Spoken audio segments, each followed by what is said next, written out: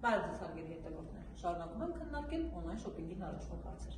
Առաջին հարցը հետևյալն է. ինչ անել, եթե ձեզ թերություններով ապրանք է հանձնվել։ Դուք կարող եք պահանջել, որ ապրանքի գինը համաչափորեն իջեցվի, կամ կարող եք վաճառողից պահանջել, որպեսզի նա վերացնի թերությունները։ Իսկ եթե թերությունները էական են ու չվերացվող, ապա կարող եք պահանջել, որ կամ փոխարինվի եւ ձեզ տրամադրվի նորմալ ապրանք, կամ ուղղակի հետ վերադարձնեք այդ ապրանքը, իսկ ձեր վճարած գումարն հետ պահանջեք։ Երկրորդ, ինչ անել, որպեսզի կարողանաք նորմալ կերպով օգտվել այս իրավունքներից եւ որ ամենակարևորն է չդառնաք խաբեության զոհ։ Առաջինը հետևյալն է, հատկապես այն դեպքերում, երբ առաջին անգամ եք օգտվում որևէ օնլայն առցանց խանութից կամ էջից, պահանջեք վաճառողի անուն, ազգանուն, հայրանուն եւ ուշադրություն։ Այստեղ օգտագործեք լայֆհակ։ Այդ անուն, ազգանուն, հայրանունը որոնեք Հայաստանի Հանրապետության ընտրողների ռեգիստրում եւ կտեսնեք կա արդյոք անուն նման տվյալներով, անուն, ազգանուն, հայրանունով Հայաստանի Հանրապետության քաղաքացի թե ոչ, ավելի նրա մասին լրացուցիչ տվյալներ, բնակության հասցե, ծննդյան ամիս, ամսաթիվ եւս կարող եք իմանալ։ Երկրորդ, համոզվեք, որ այն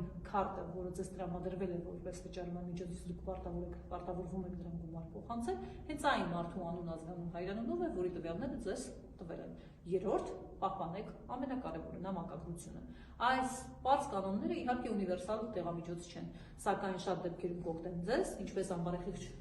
օնլայն խանութների դեպքում, այնպես էլ այն դեպքերում, երբ դուք ուղղակի իրար ճիշտ չեք հասկացել վաճառողի հետ եւ որոշակի հարցեր ունեք։ Առաջին դեպքում ոստիկանության համար դա օգտակար կլինի, եթե խարդախության զոհ եք դառնում, երկրորդ դեպքում դա դառնում որպես ապացույց կծառայի։ Այժմ ուզում եմ անդրադառնալ մի հարցի, որը հետևորդները բարձրացնում էին նախորդ ռիլի հետ կապված։ Հարցը հետևյալին է վերաբերում.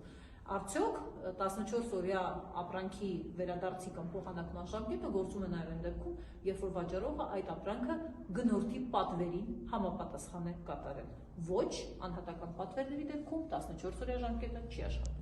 Ձեր